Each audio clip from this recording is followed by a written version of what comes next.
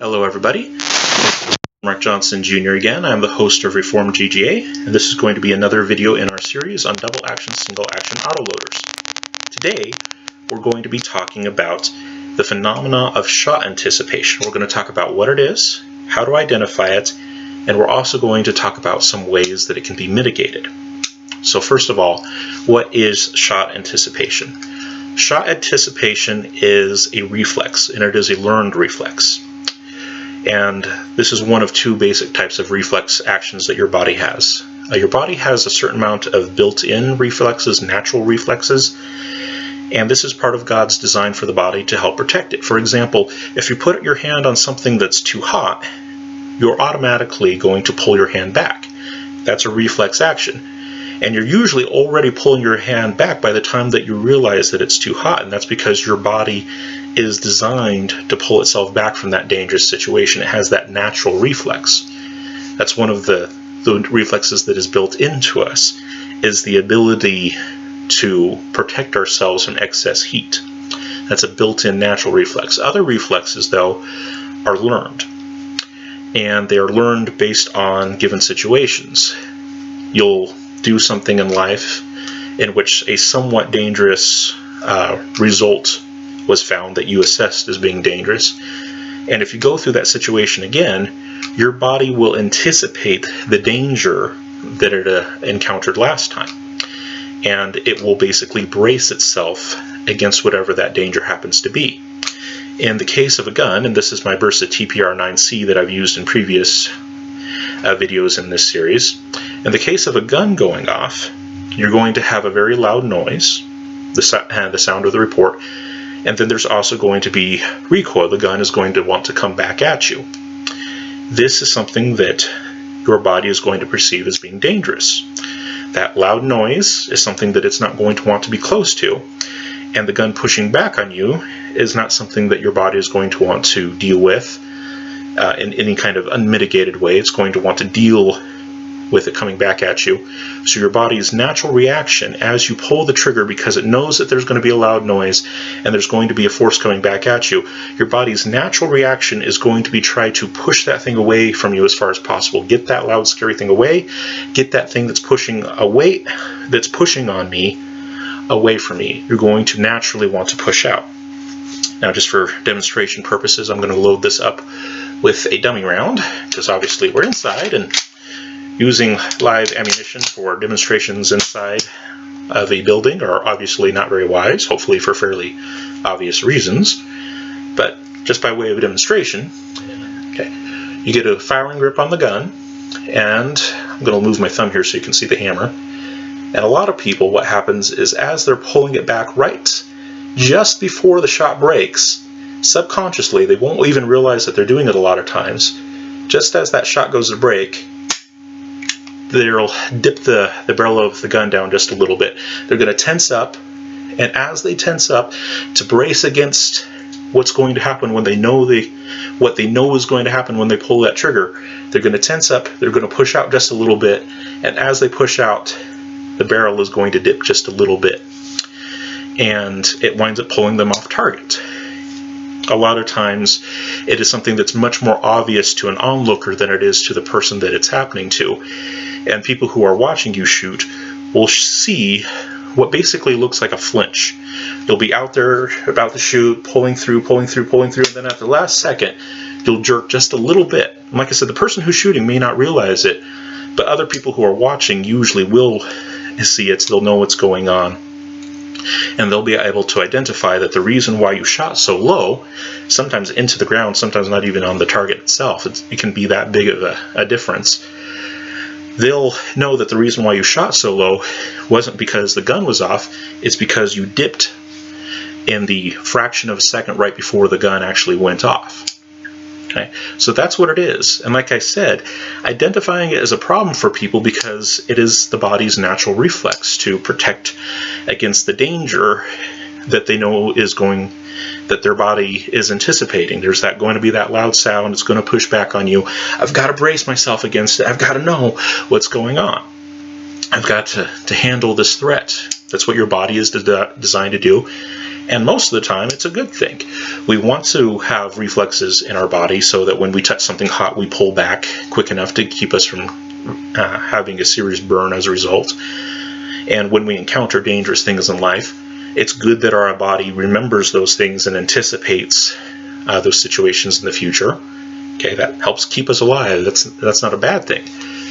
But when it comes to shooting, that tendency of our body to anticipate things winds up getting in the way because it causes us to tense and push out, which causes the barrel to dip, sometimes very slightly and sometimes pretty considerably, depending on the person and the situation.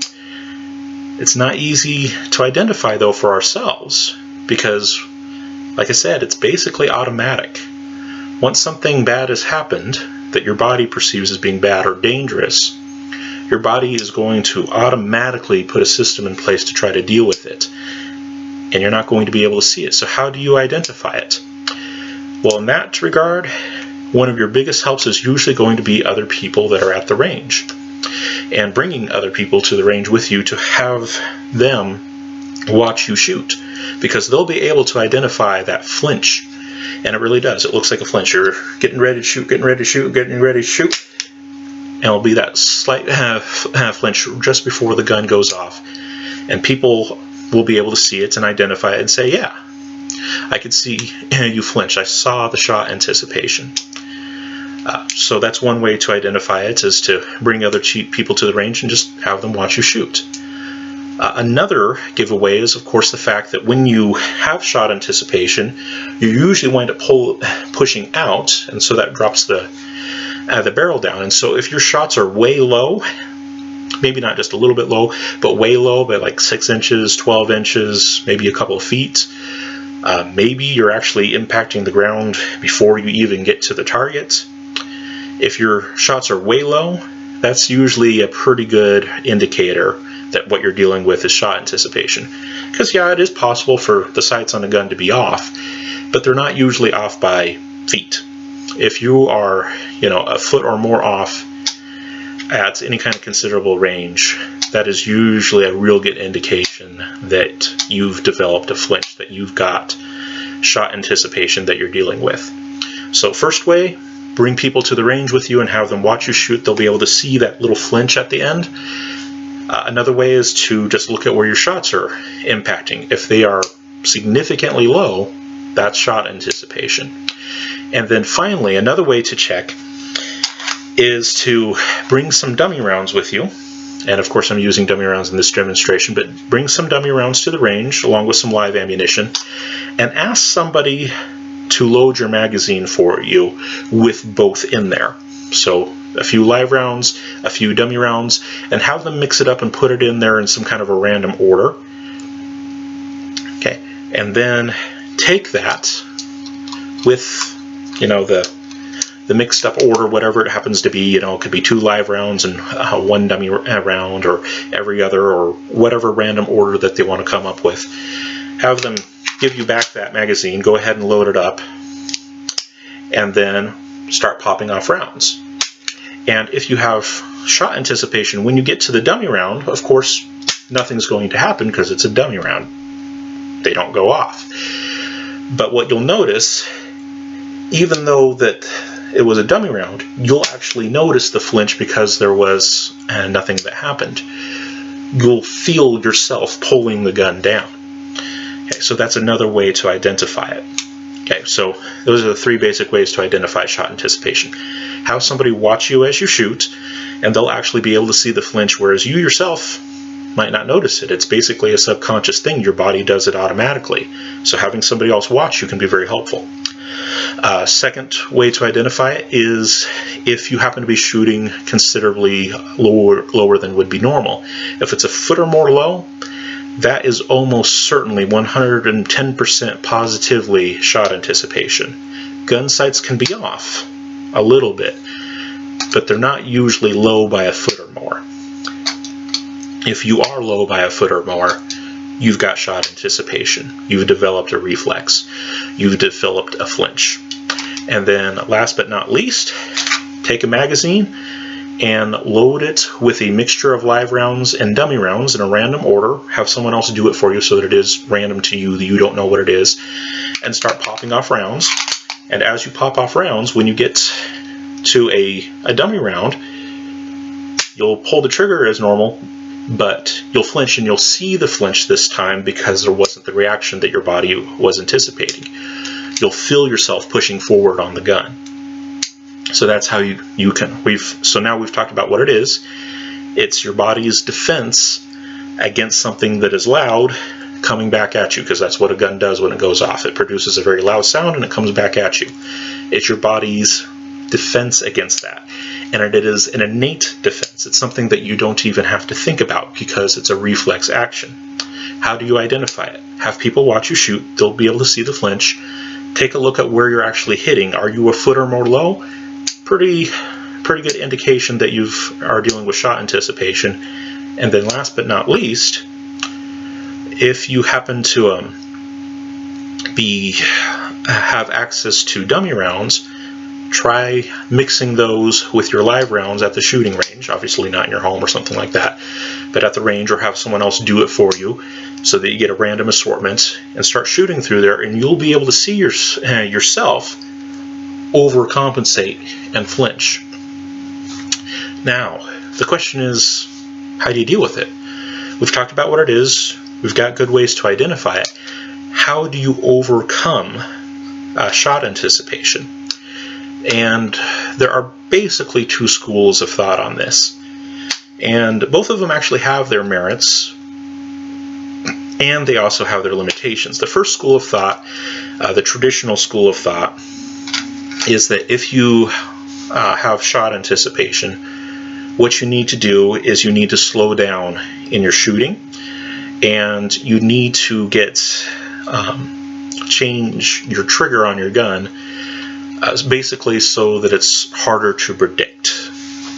So the idea of is basically that you get a very light trigger that doesn't have a super well-defined breakpoint, and you slowly squeeze it off so that it takes you by surprise. And that way you can get fairly accurate shots on target. That does have merit, and a lot of people do it, and frankly I do it as well. A lot of times when I'm at the range with my handgun, I will just take my time, pull through really slowly, and especially if it's a hammer gun, double action, single action gun, go ahead and pull back on the hammer so that it's going to be a nice and light trigger pull, and then just slowly squeeze it off and try, basically not to remember where the break point is, although some guns, they have a very well-defined break point. It's hard to do that. And you can get some accurate shots off that way. But there are limitations to doing that. And of course, the biggest limitation is time. If you rely on a very slow trigger pull, and you need a very light trigger to do it, a lot of people who do this will get very light triggers put in their guns so that it's something that you can almost accidentally set off, basically. If you do that, if you're used to shooting very slowly with a very light trigger, and you find yourself in a situation where frankly you're going to need to shoot considerably faster, you're going to wind up shooting wild. And that's because you're basically forced to go the opposite direction. Like I said, a lot of people that like to mitigate it that way, they get super light triggers in their guns that are not very predictable, and they pull through very slowly at the range. But in a defensive situation, you usually don't have that kind of time. You can't take 2 or 3 seconds between shots, depending on the situation. You might need to shoot more quickly than that, and so they're going to basically pull that trigger really super quick, and because they've gotten a trigger that's fairly light, they're going to start being really erratic with it, and their shots are going to go all over the place. So lightening the trigger and shooting very slowly, very slow pull can help mitigate shot anticipation at the range. It doesn't help when you need it most. But is it a way that you can at least get some effective shots at the range? Yes, it is. But having a very light trigger in a defensive situation that you are now no longer in control of because now you're forced to shoot fast, that produces a lot of problems, and that's where you get people missing and maybe hitting things or people that they don't intend to hit. And so it can help you at the range, but in a real world situation, generally not a great plan. So that's one way to go. The other way to go is basically to retrain yourself. And retraining yourself, frankly, is a lot harder and a lot more difficult. And what you basically have to do is get past your reflex. You basically have to train out the reflex. And there's a lot of ways that you can do this, and it usually takes a combination of methods. One of the simplest methods that has been used for a very long time in shooting is to step down in caliber to something that doesn't have nearly as much blast or recoil. And this is actually the technique that I used, and because of that I happen to be a fan of it. I went and I got myself a .22 Magnum because I realized that I was not shooting my 9mm guns worth beans. There would be times where I'd put the target out at 25 yards and I would wind up hitting the ground basically halfway between me and the target. And that's not effective at all. Now if I slowed down, and if on a double action, single action gun, if I pulled the hammer all the way back so it'd be nice and light, and really slowed down, then I could get fairly effective hits. But like I said, if I'm training for self-defense, which is basically the only reason why I have handguns, is for the self-defense aspect. I do not consider them to be great recreational guns. But for self-defense purposes, well, I need to be able to shoot faster. And if the only way that I can shoot fast is not shoot fast, but I can shoot accurately, is with a really slow trigger pull on a really light trigger, well, that's not going to work. So I had to look at alternatives, and the easiest way to do that is basically to get used to what a proper trigger pull feels like, to actually shoot a gun and hit the target properly under some kind of recoil, and lightening up the caliber can help. So I picked a .22 Magnum gun.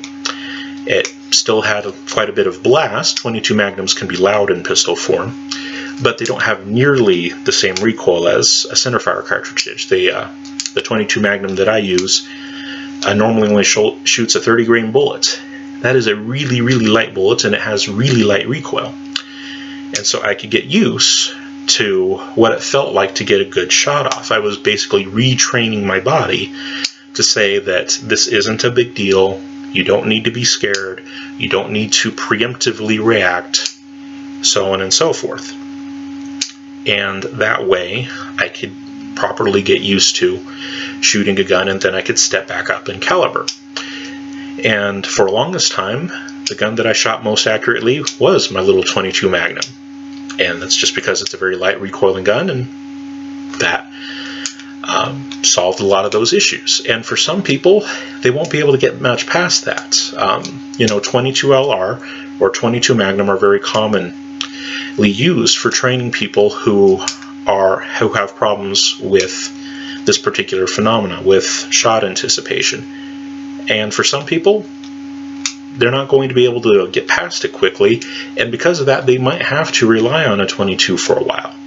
But the .22 that you can actually hit with is better than the .380 or the 9mm or the .40 or .45 that you can't hit with. Okay, a solid shot is always better than a miss, pretty much regardless of caliber. And if that's where you happen to be, that's where you happen to be, and that's okay. For a while, I did carry around my .22 Magnum as my defensive gun. Okay. It's not ideal. It's not an overly reliable gun. It's not an overly reliable caliber. And it certainly isn't going to take any awards in power. It's not overly powerful at all. But it was something that I could actually get accurate hits with. And at the end of the day, shots on target are always worth more than shots off target. But usually, those same people that they might be stuck using .22 for a while, eventually they'll be able to retrain their body by just doing it enough times, shooting this lighter caliber gun enough times, that eventually that reflex that they had with shooting bigger caliber guns basically goes away. If it's not a natural reflex that is built into you, eventually you can train yourself around it. It can take a while. Sometimes it'll take more than 1,000 shots at the lower caliber, but you can retrain yourself, and once you've gotten past that reflex, basically trained that reflex out of you, then you can start gradually stepping back up. You can go to, instead of a 22 LR, you can go to the 22 Magnum. And past the 22 Magnum, you might go, for something that's a little bit bigger. And one thing that's very important to consider in this is the weight of the gun. Even fairly small calibers can have a lot of felt recoil if they are in very small guns. The 22 Magnum gun that I picked for myself was the Kel-Tec PMR-30, and it's a fairly large gun. It's fairly lightweight, but the overall frame is a fairly large frame, and that helps control the recoil. The bigger and heavier the gun, the better grip you're going to be able to get on it, and the more mass there is going to be to absorb that recoil. And that's another thing that you can do to help. One way is to go down in caliber. Another way is to actually go up in size. Keep the same caliber, but get a bigger gun in that caliber. So for example, this little Bersa, this TPR-9C, is not an overly big gun at all. As you can see, it's fairly small, and it's hard to even get a proper grip on it sometimes, and not overly pleasant in that regard. But if I trade out to something bigger in the same caliber, this is my CZ P09, and this is a full-size handgun. It is much easier to get a full grip on it. I don't have to worry about my pinky coming off or anything like that. The palm of my hand can stretch around that handle completely fine. And this gun is also just simply heavier than my Bersa TPR-9C. My Bersa is like a 25-ounce gun, around that. The CZ, though, is like a 32, 33-ounce gun, unloaded. You load it up and it's considerably heavier. And just switching out to something that is bigger, easier to get a hold of, and also has more weight to it, is going to help settle the gun down and help you retrain yourself out of those shot anticipation that you were dealing with. So that's another way to deal with it. The first way is to drop down in caliber. That has been used for years and years and years and years and years, many decades and arguably even centuries, going down to a really weak caliber, kind of training out the reflex, and then building back up from there is one way to go. The other way to go is just simply to stay with the same caliber, but get a bigger, heavier gun that you're going to be able to get a better grip on, and it weighs more so that it settles down for you more, and you're going to feel more confident with the gun, and subconsciously you're going to worry about controlling it less and less. Okay, so that's another way to go, and for a while this was definitely my most accurate gun in this caliber, 9mm, and a lot of it had to do with the fact that it was just big and heavy. And I've mentioned this before, the trigger on this thing is actually pretty terrible. It is a very heavy trigger. It's like over 9 pounds. Terrible trigger in double action mode, but even in double action, I am usually more accurate with this than my Bersa TPR-9C in single action. The single action on this one is, all on this particular Bersa, is less than 4 pounds, and it's a very smooth trigger with a very, very defined break point. But the bigger, heavier trigger is actually better for me, not because the trigger is better, but because the gun is better. I can get a better grip on it, and it weighs more, so I feel like I'm in more control. And a lot of times that's the issue, is feeling like you're in control of it. And then last but not least is simple familiarity. That is, you can stick with the same gun that you have and basically just shoot the snot out of it until eventually you get used to it. In this way of doing it, you usually want to start fairly close to you, like maybe a 5-yard or a 7-yard target, and just hang out there for a while and just keep shooting and shooting and shooting and shooting and shooting and shooting until it becomes natural to you. And that can take a while, because you're basically training out a reflex that your body has adapted. Your body is very quick to adopt reflexes. very, very slow to get rid of them.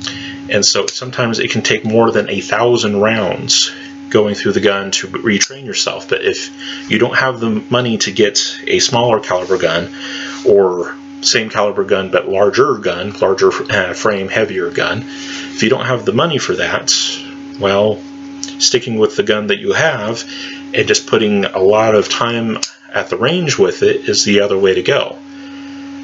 So those are the three basic techniques that are out there. Is step down in caliber, and that is one that has been tried and tested for a very long time, and in my own experience works well. You get used to what it feels like to shoot, to get good shots off with some kind of recoil impulse, and once you develop a good level of proficiency with the small calibers, then start working up. That's one way to go. The other way to go is to keep the same caliber but get a physically bigger gun. A gun that you can get a better grip on, a gun that is heavier and therefore going to be more controllable. That helps as well. The trigger, I personally don't recommend that you worry about the trigger all that much. If your focus is on the trigger, then your focus is not going to be on something that's going to be overly helpful when you need it. Like I said, you can get around shot anticipation by getting a really light trigger and pulling it very, very, very, very slowly, and that works well at the range. But in a defensive situation, which is what most people get handguns for, I would not consider handguns to be recreational guns. A lot of people get handguns because they are concerned about self-defense, and in a self-defense situation, you don't want to be telling the bad guy, can you just stand there for a few seconds? I just need to make sure I have a very slow, consistent squeeze here. It doesn't really work out all that well. You need to be able to be quick. And if you rely on a slow trigger pull with a very light, easy to set off trigger that surprises you, you can find yourself missing a lot in the moment that you need it. And so lightening the caliber, going to a smaller caliber gun can be helpful. Getting a physically bigger gun can be helpful. Or sticking with your original gun and just putting a lot of time on it. Like I said, it might be over 1,000 rounds, but eventually, if you stick with it and keep your expectations reasonable, don't keep practicing at 20 yards, bring the target in so that you can actually get some hits and actually feel somewhat good about yourself, eventually you can get around it. One final technique that I will mention is dry firing. And I've talked about this in this particular series before, and I've talked about this on the channel before, but dry firing is actually a very useful technique for people who are recoil sensitive. Is, get some dummy rounds like I showed you. Get some wonderful dummy rounds, load up your gun with them, and put, basically thousands of rounds downrange, but not really real rounds because it's just practice ammunition, it's dummy ammunition. And so you're not actually spending that much additional money. You'll need to spend some money on the practice rounds, and they do not have an infinite life, but usually a good 200 rounds or more, 200 times of dry firing them or more, you can do. And so if you get a pack of 5 or something like that, that'll get you pretty close to where you need to be. And just practice getting a good solid grip on the gun, pushing out on the gun like you would if you were going to fire, anticipating that recoil, pretending like it's a live round, and getting used to a good solid trigger pull, and you getting used to seeing proper sight alignment and being able to keep the sight as stable as possible. And there are also several computer augmented programs that are out there now that have little devices that you can attach to the gun, and it will tell you how much you're dipping the trigger and how much you're dipping the barrel and things like that. That can be very helpful. And even just getting a laser to stick on the bottom of the gun, and it can be a really cheapo laser, like one of the ones that they use for airsoft or something like that, and just sticking it on there and trying to hold the gun steady, and being able to see how steady or not you are with it with that laser can be a very helpful thing. Dry fire does work, and it is usually cheaper than live ammunition, getting used to it that way. It's cheaper than going and getting a small caliber gun or the same caliber gun but larger. Dry fire is usually the cheapest and effective way to do it, and it's just that constant repetition of this is what a proper trigger pull feels like. This is what a trigger pull should feel like, and this is what my reaction to that trigger pull should be. And getting used to doing it again and again and again and again and again, so that you train out that reflex, is basically what it takes. And like I said, it usually involves a lot of time. If you get a lower caliber gun, you're still going to have to put a lot of time on it.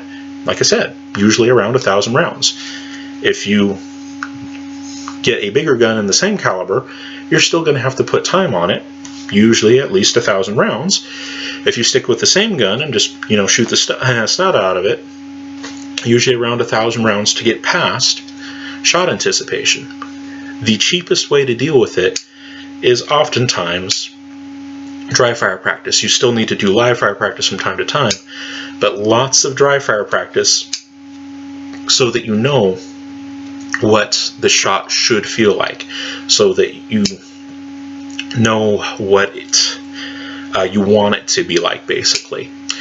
And you really do have to pretend that a live round is going off. You have to make sure that your arms are pushing out like you normally would. Okay, keep them slightly bent so that you can absorb a little bit of recoil, but have a good tight grip, pushing out,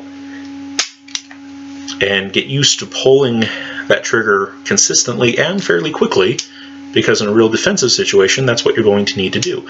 The bad guy isn't going to stand there, for a few seconds while you get that nice slow trigger pull. No, you need to be fast. As soon as your sights are on target, you need to be able to pull that trigger and get an effective shot off. And dry fire practice, like I said, get some dummy rounds and just dry fire away. And make sure that you are pushing out and holding onto the gun like you would in real life. It needs to be a nice tight grip. You need to actually be exerting some force out there. But if you do that, and you do it regularly and consistently, eventually you'll retrain your brain that this is how a shot should go off, and eventually that shot anticipation will begin to fade and eventually go away. But it takes time, and that is usually the bigger issue. Now, as a final note, we'll try to end this video around the 35-minute mark if I can. As a final note, what happens if you're someone that can't dry fire very effectively? Because like I mentioned, in dry fire, you need to have a good solid grip on the gun. You need to be pushing out. You need to have a certain amount of musculature, quite frankly. You need to be pushing out. You need to be gripping tightly, etc., etc. What happens if that's painful for you? Well, if it's painful for you, shooting the gun at the range is also going to be painful for you. And that's where you might really need to seriously consider stepping down in caliber to something that's not so painful for you. If you can only manage to put a certain amount of pressure on that gun and exert a certain amount of musculature on that gun, there's only a certain size caliber that you're going to be able to competently deal with. And because of that, what you can deal with effectively may be limited.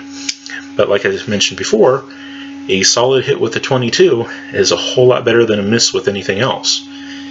If that's where you are, that's where you are, and you just need to be honest with yourself about that. Another thing to consider is a long gun. Some kind of gun that has a third point of contact, whether it be a brace or a proper stock or whatever the case is, you don't usually have shot anticipation issues. There's a certain amount of shot anticipation that can happen with rifles and guns like that.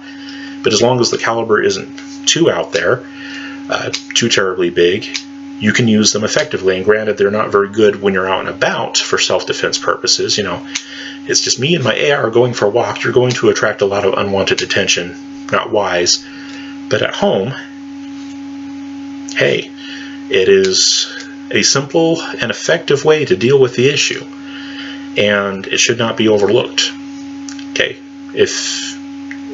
Carry a smaller caliber gun when you go out and about, and then at home, use some kind of a long gun that you can manipulate. Make sure that it's still something that's going to work for you. If you can't handle the recoil of a 12 gauge, don't get a 12 gauge.